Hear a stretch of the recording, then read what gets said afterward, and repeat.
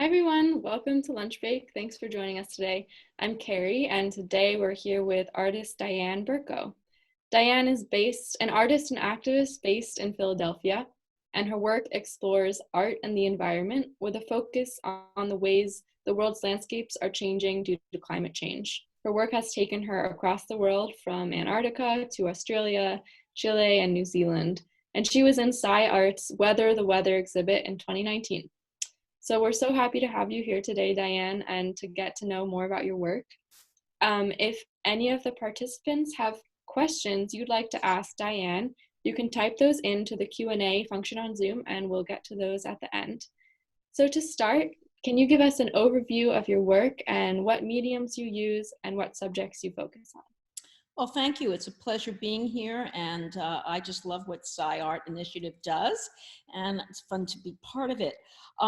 Well, as I was saying to you before we started broadcasting, I've had a long career, many decades, so condensing it is kind of difficult, but I'll try my best. And I thought I'd just start by sort of the present, which is kind of where I'm at. I'm an explorer now, and I'm a painter. But I didn't start that way, and I thought I'd really give a review of things a lot of my friends have never seen. So this is the 70s when a lot of you weren't even born, and I did work then that was all based on other people's photographs. And even way back then, I liked, as you can see, the aerial view.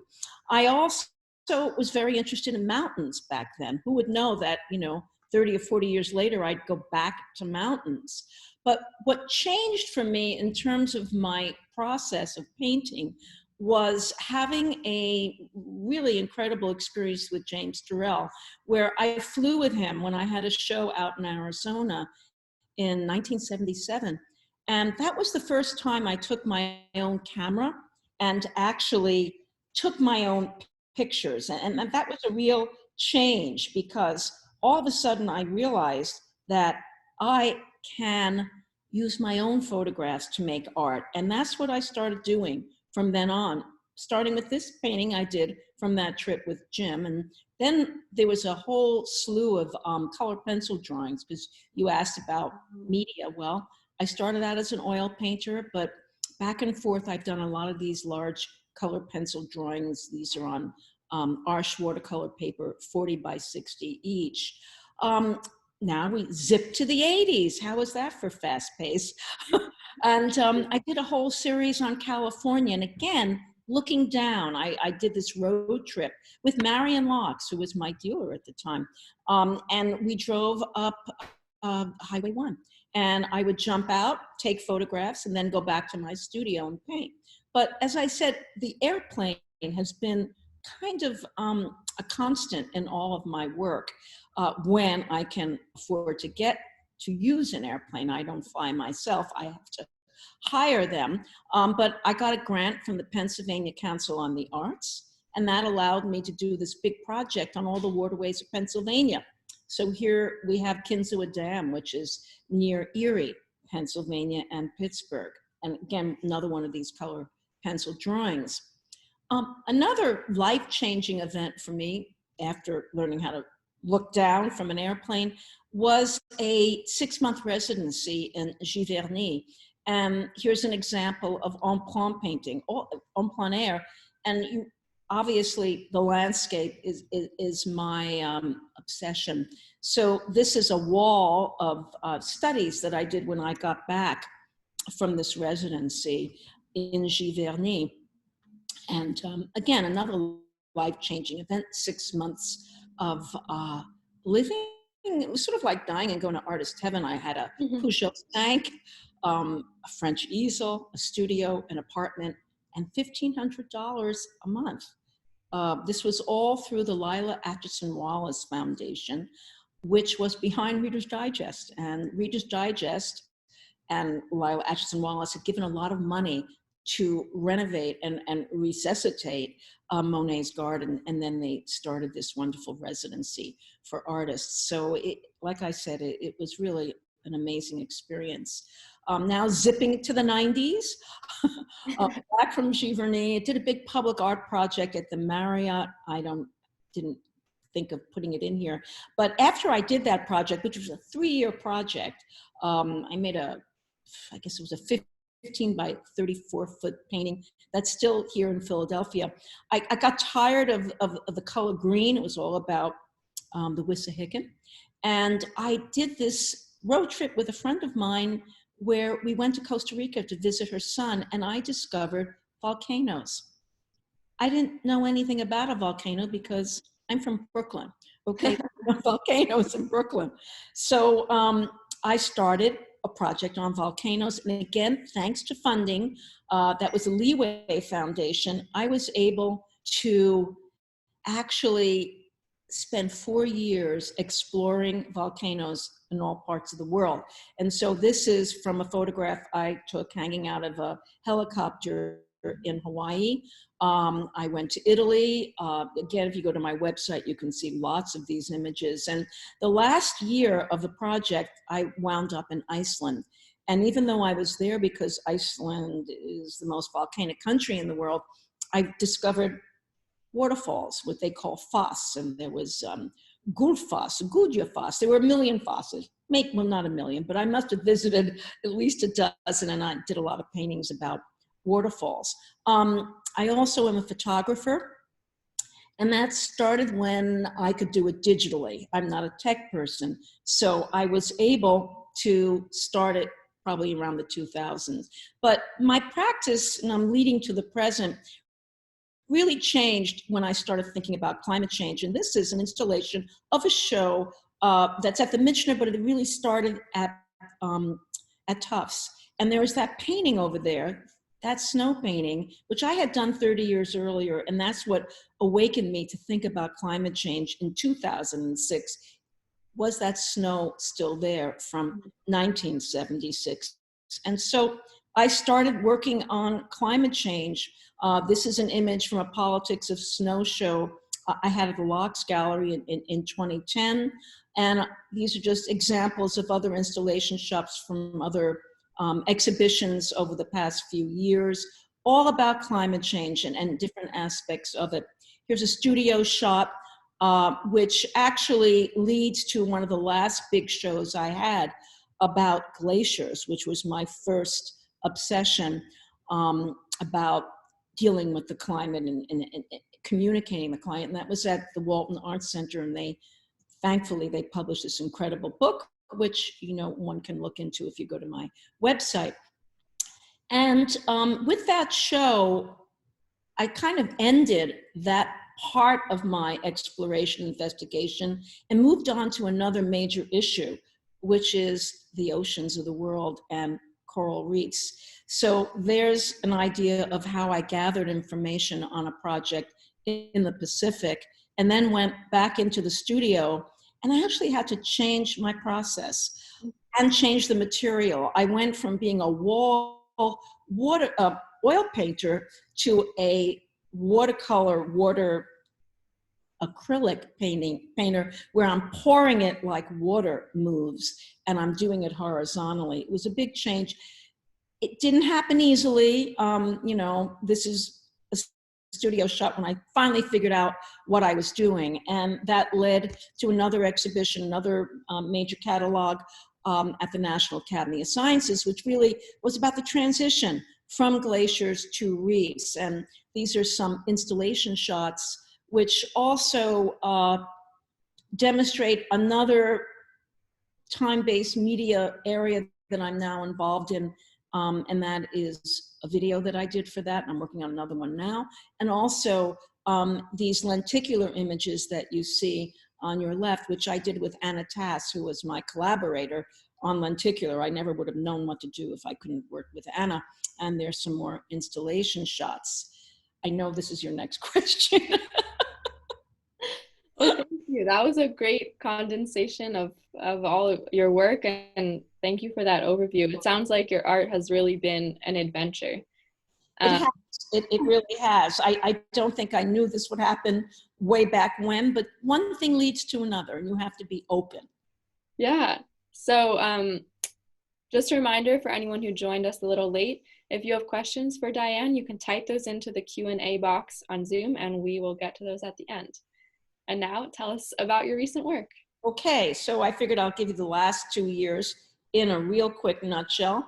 Um, while the show was going on at the National Academy of Sciences, which was a 6-month show, it went from August of 2018 into February or January of 2019. Of course, I was continuing to work in the studio, and I was still very interested in coral reefs, but I was also interested in the maps that I kept discovering. There was this coral reef watch that was started by Mark Aiken out of NOAA. And I met him, we were on a panel together, and I started like checking out all his maps, and they gave me some new ideas about how to further explore the work. So here's another studio shot of what I was doing at that time. And you can see on the left, there's that painting to the left, and that's a map of coral reefs of the world.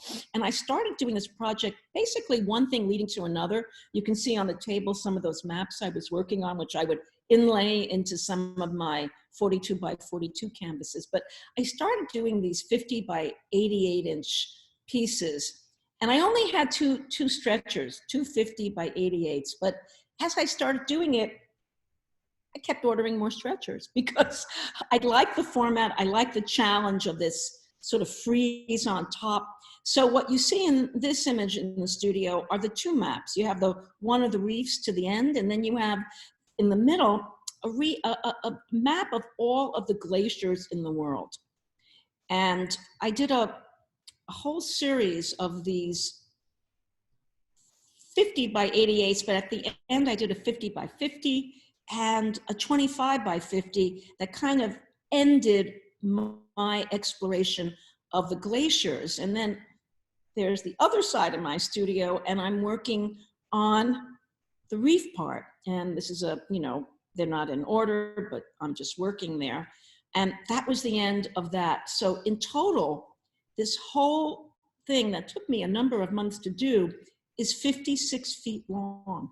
Wow. I know, that's what I said when I started adding it all up, but that's what happened. So that takes you sort of into the summer of 2019, and in that series, I used some natural sponges and some coral that I had gotten in the Florida Keys, which is another project I didn't include here. So I also had these fan corals, and I should give my husband credit. They were actually a Valentine's present, the fan corals and the sponges. And of course, I had to figure out how to use them in my paintings. So I started with a series of these 20 by 20 panels. And again, if you go to my website, there are more of them there. And I basically was trying to figure out how to attach them physically, how to figure out how to do that. And I figured it out. And then I made this painting, which is 72 by 60 and then two 72 by 42s. Now, you could ask why. Well, everything for me is kind of serendipitous. I had these stretchers, and I also have a show coming up where there's a lot of space in a museum, and I realized I could connect them all and make them into even larger pieces. So I had just learned about the Coral Triangle, the Indonesia, Thailand is, and this tip of it goes above Australia. I'm very interested in where coral is and what's happening to it. And the Coral Triangle is crucial. It has so many different kinds of coral. And of course, we've all heard of the Great Barrier Reef. And actually, there's a painting back there about that. They're being threatened like everything else in our world is being threatened. So I started doing that painting over, I guess, the summer. But in the summer, if we can all recall, it was a pretty horrible summer in terms of heat. I have friends who live in France, and I would correspond with them and hear about what was going on in Europe. And then, of course, there was the horror of the fall fires in Australia. And let's not forget, it was also a horror because they had a political leader there very similar to what we have here, hopefully for not much longer. Sorry for the political aside. Anyway, so that was in my mind, and I wanted to figure out how could I make a painting about it? Well, maps. There was a map of the heat wave, and I decided I would make a painting about it. And that's a 84 by 60, which is a kind of typical size of painting.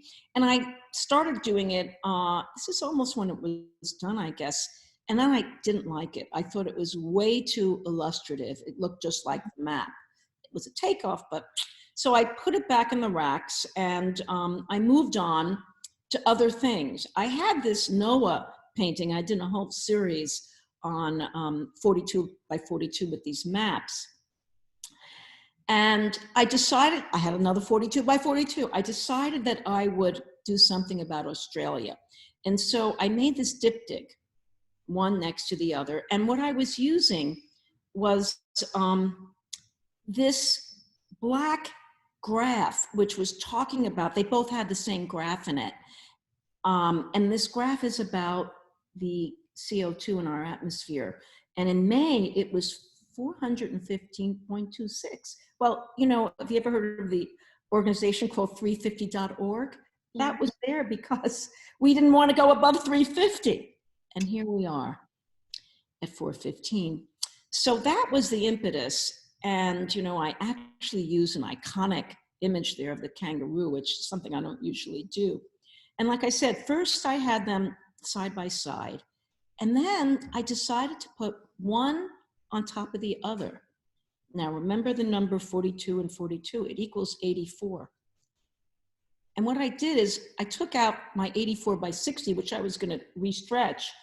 And all of a sudden I said, what if I turn it vertically?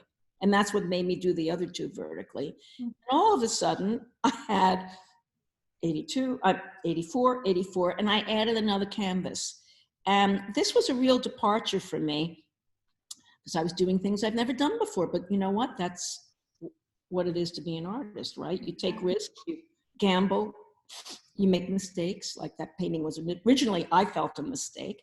And I started figuring out how to work these two things. And as you can see, the bottom one is clearly the map of CO2 that, you know, is very typical. And then I realized I wanted to put something about glaciers on top. And I actually did a four-part painting. Each one was 50 by 50. Because I was looking through my archives, looking through what do I have that would work horizontally. And I found this horizontal, you know, 4-piece painting that's actually at the convention center in Philadelphia. So I decided I would use that, and I carried it across, and then I started melting it away. So that's March of this year. Yeah, so that was February, and here we are in March. We're getting close to the present, aren't we? Yeah. And I finally, it took me a while to tweak it and get the drips right, and there it is, basically done. Okay, I put it on my website. I'm finished with it now. So while that was on one side of my wall, I still had that other 3-part painting of the coral triangle. And all of a sudden, it looked too tepid. It looked too beautiful, too pretty. It didn't seem strong enough to me after I had just made this really pretty angry statement to the left. So I decided, I had another, guess what? I found another 72 by 60, stretched it, and decided I would add it to the whole thing. And so I added it, and I also added text. And oh, I should have had the text to read to you. I don't think I can make it bigger here. I can almost read it. The coral triangle has more coral reefs and biodiversity, blah, blah, blah. It talks about how great it is, and it is. And then another quote was, I guess it was from the same information, 85% of the reefs in the coral triangle are. So I was working on it, and I had to figure out how to, well, you know, these were single things, so I had to wait until my husband helped me actually drill the two together so they were definitely level. And then what I did is I added the last word, threatened. And here we are. This was this weekend I took this for you guys, and that's it. Although there is another wall now. That's my wall where I keep clean work, and you might have noticed the other walls where I paint. So on that wall now I have a number of empty canvases with one just started, but I'm not ready to put it on Instagram yet. That's amazing. That's beautiful. Thank you. So, of course, this is a strange time, but where can we see your work next, or how can we keep up with what you're doing? Well, I knew you were going to ask me that question, and at first I figured I was a little perplexed, but then I remembered, oh, guess what? I'm actually in a show right now, which you can't see, but you can online. And this is a really wonderful, I was really quite honored to be invited, to this show because Sebastião Salgalo's in it and some other people that I, really admire. And it's a group show about the landscape, and the curator and director actually has something on their site. He did a tour of the whole show so you can understand the scope of it and why he wanted to bring it up to the present. And so he invited me, and then you could also see someone posted something where you can see two of my pieces, and I did a video for them. So I actually have a video, I guess it's on their site, or maybe it's on my site already, I'm not sure, where I'm talking from my studio while being, self-isolating. So that's one show, and they're extending it.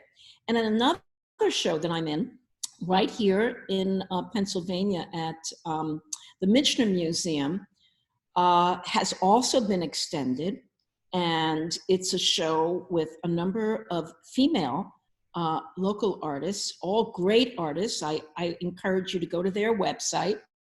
And not only that, they're actually sponsoring a cocktail hour next Wednesday at 5:30, and we're all going to be speaking.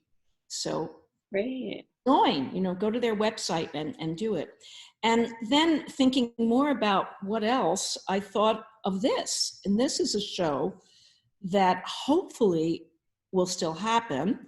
It's being curated by doctors Norma Browdy and Mary Garrett, professors from American University. They're well-known feminist art historians. And I was thrilled for them inviting me to do the show with them.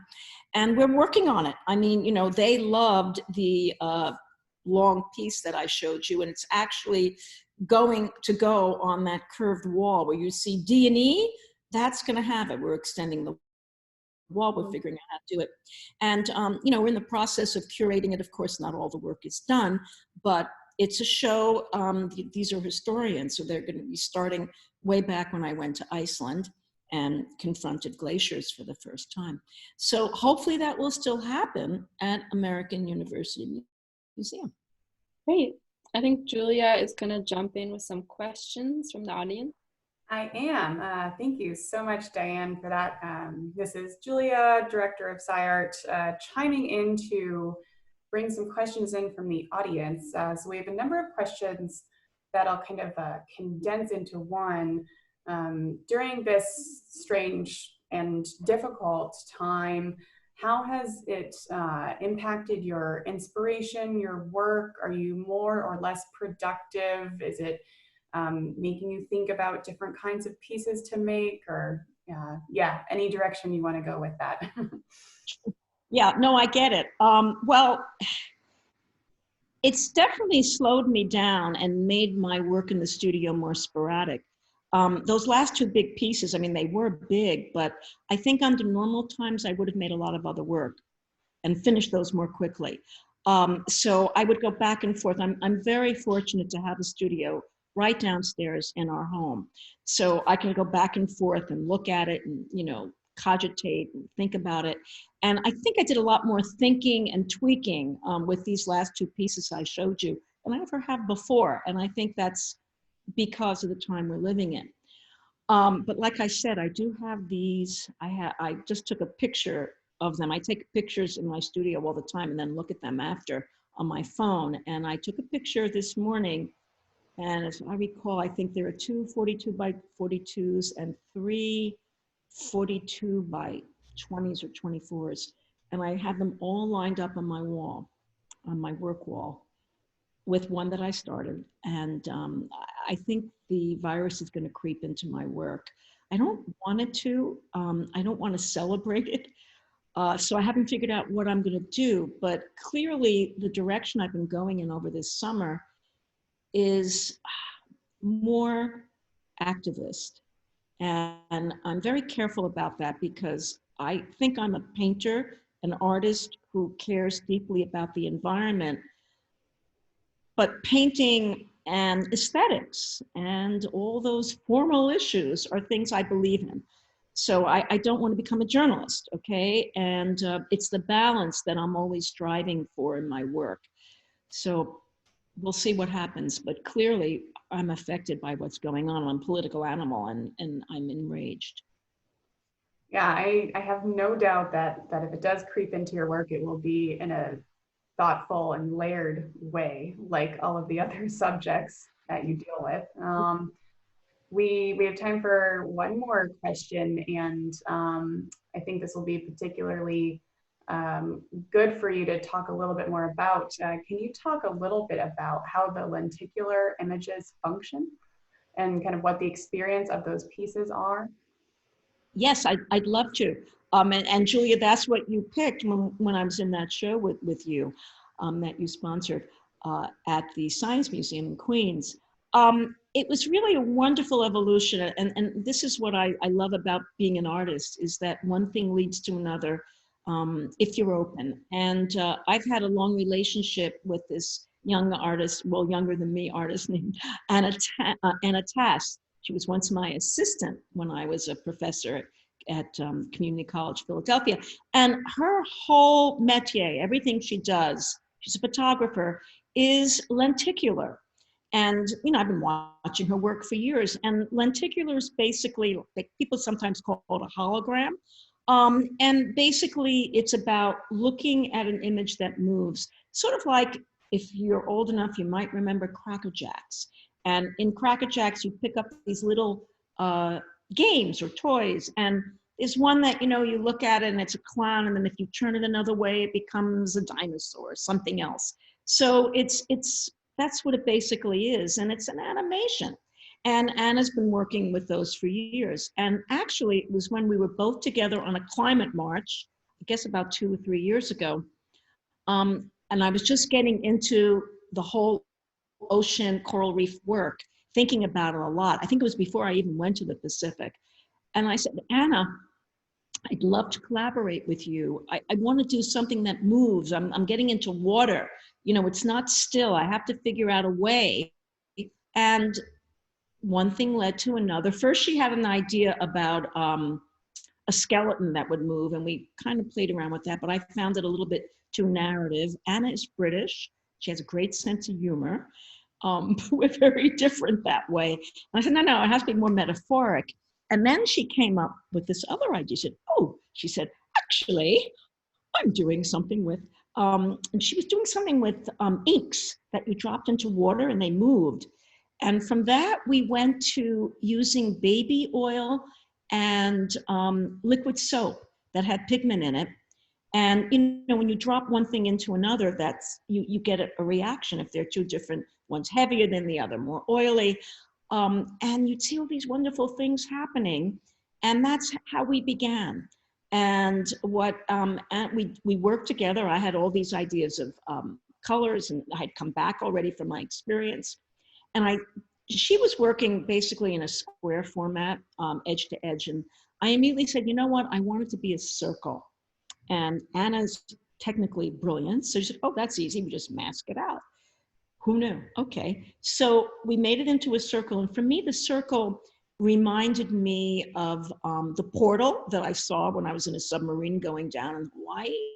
But it was also about the microscope. But it was also about pools of water, you know, and looking down into a like a portal.